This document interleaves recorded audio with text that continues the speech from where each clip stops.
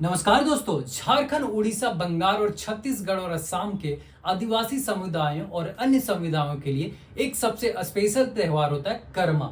कर्मा पूजा कैसे मनाया जाता है, क्या होती है कर्मा पूजा के पीछे का राज क्या है, आइए जानते हैं आज के इस वीडियो में पूरी जानकारी के साथ कर्मा पूजा के बारे में।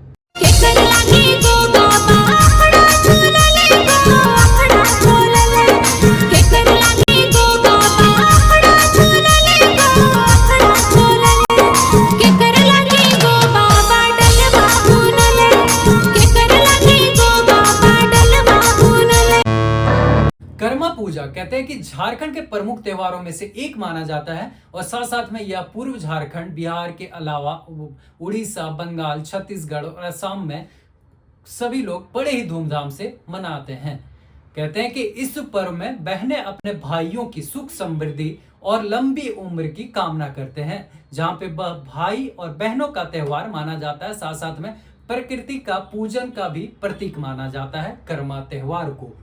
क्या होता है कर्मा पूजा, आपको बता दें कि कर्मा पूजा के 7 दिन पहले, यानी कि जिस दिन कर्मा पूजा होती है उसके 7 दिन पहले युवतियां जो लड़कियां होती हैं वो सुबह अपने गांव के नदी या तालाब में जाकर स्नान करती हैं। तत्पश्चात बांस की नई टोकरी एक छोटा सा लेते हैं और उसमें जो है बालू भरते हैं। कहते हैं इस प्रक्रिया को करम देवता के नाम से माना जाता है, जो कि पूजा के साथ साथ में सभी चीजें उसमें लगातार 7 दिनों तक करते हैं। अगर बालू में उठाकर उसमें गेहूं, मकई, जौ, चना और धान जैसे 7 से 9 प्रकार के बीज बोए जाते हैं। जब उसे उठा के जो महिलाएं होती हैं, जो लड़कियां होती है, जो युवतियां होती है जिनकी शादी नहीं हुई है, वो लेके जब घर वापस आते हैं, जिस जगह पे वो ढूंढते हैं कि यहाँ पे करना है, जिस जगह पे चौक या चौराहे में कर्मा का त्योहार मनाया जाता है। अगर हम गाँव की बात करें तो गाँव में एक जगह पे इकट्ठा होके एक कोई स्थान चूज किया जाता है जहाँ पे उस डालिया को रखा जाता है और डालियों में रख के फिर जो है नृत्य किया जाता है।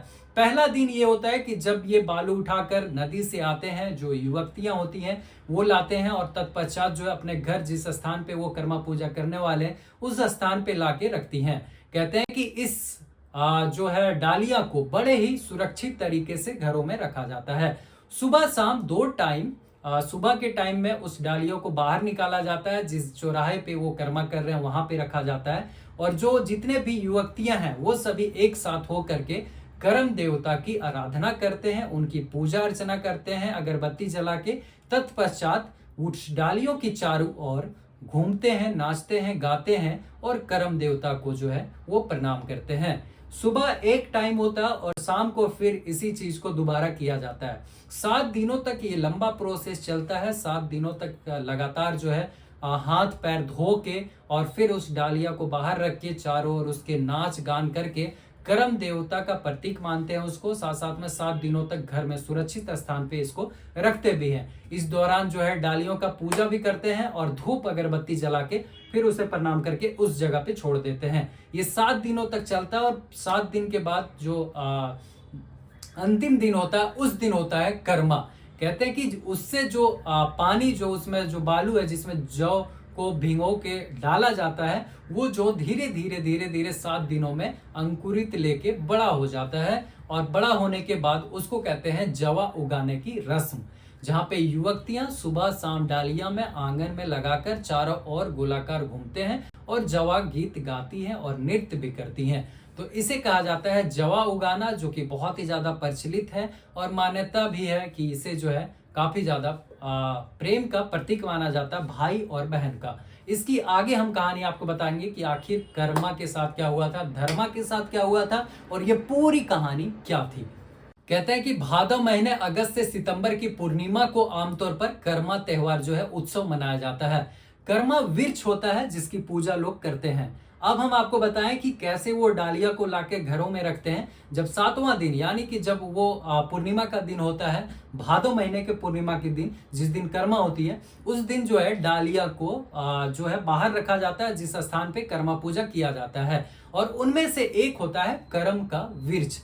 करम का वृक्ष कहाँ मिलता है, आपको बता दें कि जब कभी भी ये त्योहार होता है तो उसके सटे जंगलों में, यानी कि जहां पे भी ये त्योहार हो रहा है उसके अगल बगल में जो भी जंगल है, वहां पे जो भाई होते हैं, जो करम पूजा कर रहे हैं, कर्मा का पूजा कर रहे हैं, उनके जो भाई होते हैं उनके द्वारा भेजा जाता है, उनके द्वारा लाया जाता है। कई जगह पे ऐसी होती है कि भाई वगैरह अगर मेल कोई वहां पे नहीं हुआ तो जो गांव के हैं वो सबसे शुद्ध माना जाता है ये कल्चरों में। और पहले जो पुरोहित जो चला आ रहा है उसमें कहा जाता है कि गांव के पुरोहित एक होते हैं जो इन सभी चीजों के लिए वो रहते हैं, यानी कि जो कर्मा पूजा होता है या इन अन्य चीजों, जैसे पंडित जी होते हैं पूजा कराने के लिए, वैसे गांव में एक प्रधान होते हैं जो पूजा वगैरह कराते हैं, उनके द्वारा भी डालिया जो कर्म का वृक्ष है उसको लाया जाता है। और कई जगह पे होता है कि जो उनके भाई हैं, जो युवतियां कर रही है, उनके भाई जाते हैं जंगल में और जंगल में जाके काट के कर्म का वृक्ष, छोटा हो बड़ा हो किसी भी तरीके से हो, उसको पैर हाथ धो के सुबह के टाइम में वो जाते हैं जिस दिन कर्मा होती है, और फिर जाके वो लाके और उस जगह पे स्थान पे गड्ढे खोड़ के और बीच में उस वृक्ष को लगाया जाता है।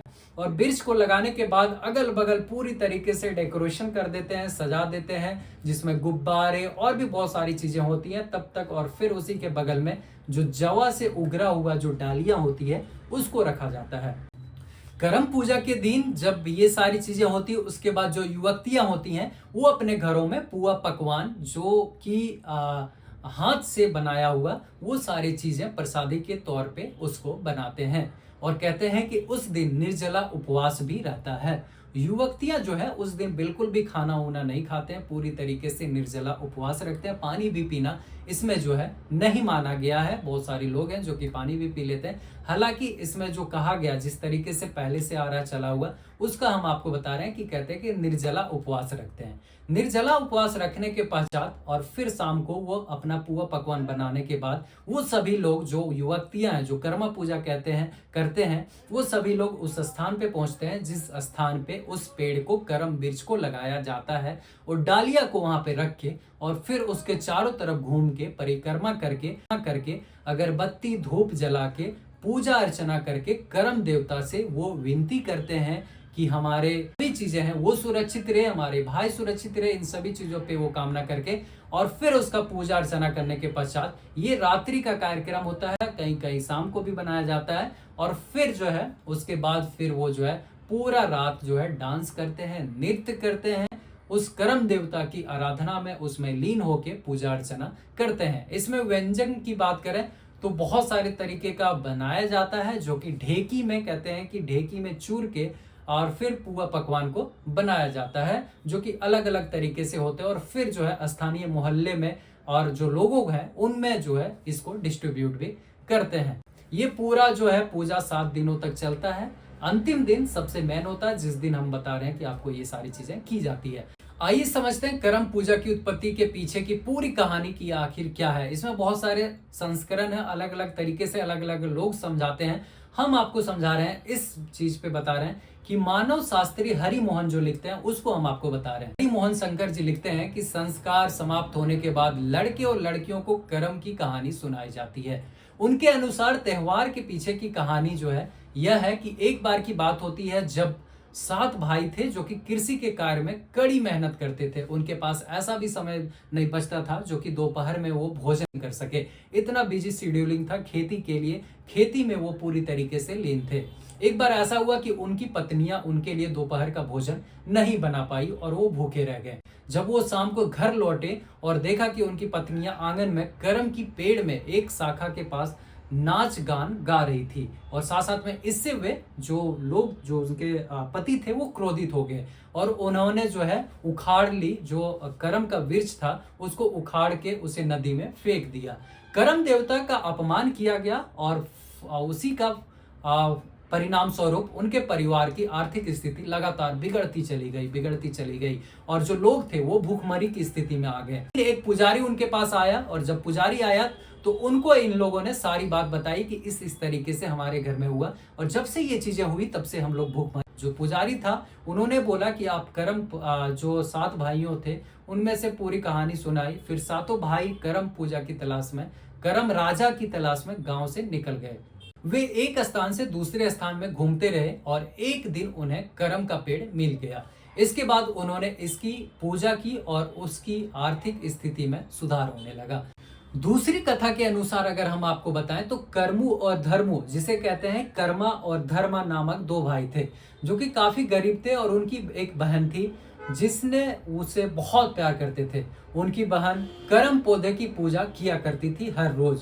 उनके चारों ओर नाचते रहते थे, गाते रहते थे। एक बार कुछ दुश्मन आए और उस पर हमला कर दिया, तो उसके दोनों भाइयों ने अपनी जान की बाजी लगाकर अपनी बहन को बचाया। तब से बहन की करम पौधे से अपने भाइयों की खुशी के लिए सुख और समृद्धि मांगी, और तथा दोनों भाइयों के साथ करम देवता की पूजा हर्षो उल्लास के साथ करती थी। तीनों के जीवन सुखमय था। और एक बार बड़ा भाई कर्मु, जिसे कर्मा कहते हैं, काम के सिलसिले में परेशान चल रहा था। वर्षों बाद कहते कि वह बहुत धनी होकर घर लौटा। उसका छोटा भाई धर्मु, जिसे धर्मा कहते हैं, तथा उसकी बहन करम वृक्ष के नीचे करम देवता की आराधना में लीन थे, तथा छोटे भाई कर्मु के स्वागत में नहीं गए। क्रोधित होकर कर्मु, जिसे कर्मा कहते हैं, उन्होंने करम वृक्ष को उखाड़ के नदी में फेंक दिया था। जब नदी में फेंक दिया उसके पश्चात ही कर्मु और धर्मु, जिसे कर्मा और धर्मा कहते हैं, का जीवन बहुत ही कठिनाई में गुजरने लगा। उनकी भुखमरी की स्थिति हो गई तरीके। उसके बाद दोनों भाइयों जंगल, पहाड़ों और देश प्रदेशों में घूमकर करम वृक्ष का तलाश करने लगे, चूंकि उनको अभिलाषा हो गया था कि कर्मा को, करम वृक्ष को हमने उखाड़ा, उनका अपमान किया, तब हमारा ये स्थिति बना। तब एक दिन उन्हें करम का वृक्ष नदी में तैरता हुआ मिला था, जिसे वो वापस घर लाकर पूजा करने लगे। उसका जीवन दोबारा सुखमय हो गया। और कर्मा को लेकर कई लोग जो है टूटियां और कई लोक कथाएं भी प्रचलित हैं, जिनके माध्यम से यह पता चलता है कि कर्मा का व्रत कुंवारी लड़कियां अपने भाई की लंबी आयु के लिए करती हैं। और यह व्रत भादो माह की एकादशी को किया जाता है। इसमें करम की वृक्ष की पूजा की जाती है। करम वृक्ष की पूजा पर लड़कियां यह कामना करती है कि उनके भाई का सुख समृद्धि बना रहे, आयु भी करम की वृक्ष की तरह लंबा आयु हो, काफी जीवन तक उनका जो है सुखमय रहे, और परिवार में सभी सदस्य खुशहाल जीवन व्यतीत कर सके। और इसीलिए तब से जो है इस कर्मा का पूजा करने लगा, और इसी का नाम रखा गया कर्मा। तो इसमें ये पूरी कहानी था कर्मा और धर्मा का, जो कि किस तरीके से उनके जीवन में कठिनाई आई, और तब जाके उन्हें समझ में आया कि नहीं, कर्मा का भी, करम वृक्ष का जो है उसका भी पूजा करना चाहिए। अगर हम करम वृक्ष की बात करें कि क्या होता है और कैसे होता है, तो ये जंगल में बेसिकली पाया जाता है। जंगल में जब आप जाएंगे तो यह एक वृक्ष है जो कि रूबियासी कुल का होता है, रूबियासी कुल का होता है, और यह भारतीय उपमहाद्वीप, चीन, वियतनाम आदि में पाया जाता है, साथ साथ में भारत में भी पाया जाता है। अगर हम इसकी पेड़ की लंबाई की बात करें तो ये 20 मीटर का ऊंचा होता है, जो कि इसके फूल जो हैं, यानी कि पत्ते जो हैं, वो गोल गोल आकार के होते हैं। यह पतझड़ वाला वृक्ष होता है। इसकी तल जो है वो छल जो है अलग अलग तरीके से होते हैं, और पत्तियां जो है लगभग वृत्ताकार, जब आप देखेंगे वृत्ताकार में होती है। और लकड़ी जो है पीलापन के लिए यूज किया जाता है। पत्तियां को पकड़ कर भी घूमते हैं और साथ साथ में उसके आगे पीछे भी चलते हैं। तो काफी बड़े बड़े वृक्ष होते हैं जो कि आपको जंगलों में मिल जाएगा। पीछे के लोकेशन में आप देख सकते हैं यही वृक्ष होता है। अगर हम शॉर्ट में ये पूरी जानकारी को आपको बताएं तो कर्मा पूजा का मतलब क्या होता है, अगर हम इसको शॉर्ट में आपको जानकारी दें तो जिसमें एक कर्मा पूजा, इस पूजा में महिलाएं 24 घंटे तक उपवास करती हैं। पूरी तरीके से निर्जला उपवास होता है, और इस दौरान महिलाएं का करम डाल की पूजा भी करती हैं, और जिसे भाई मानकर अपने घर में, समाज में सुरक्षित रखने के लिए यह व्रत रखा जाता है। कर्मा पूजा कैसे मनाया जाता है, तो कर्मा पूजा हमने आपको बताया कि पूरी तरीके से निर्जला व्रत रखी जाती है, जबकि छोटी बच्चियां जो होते हैं वो फल शरबत जो है वो सेवन कर लेती हैं, क्योंकि वो पूरी तरीके से उपवास जो है नहीं कर सकते हैं पूरे दिन। अंतिम दिन जब होता है, जब उस दिन मनाया जाता है, तो वो जवा उगाती है और उसके चारों तरफ नाच गान करके, इसको रात भर नृत्य करके और पूरी तरीके से करम देवता का पूजा अर्चना करके उसकी मनोकामना पूर्ण भी होती है। तब से करम देवता की पूजा की जाती है। ये बिहार, बंगाल, झारखंड के अलावे, छत्तीसगढ़ के अलावे कई हिस्सों में लोग करते हैं, और ज्यादातर जो है इसमें गाँव में बहुत ही अच्छे धूमधाम से किया जाता है। झारखंड के लिए ये मेन त्योहार माना जाता है, जहाँ पे आप देख सकते हैं।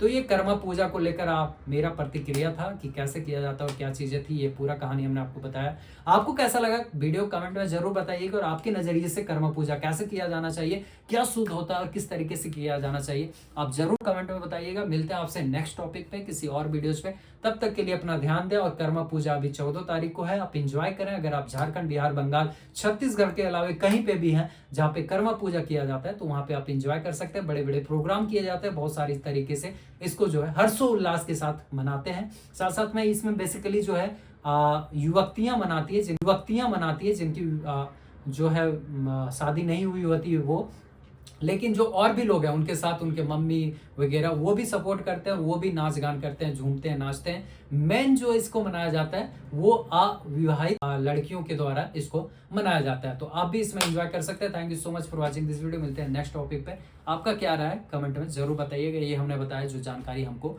मिला था। Thank you so much.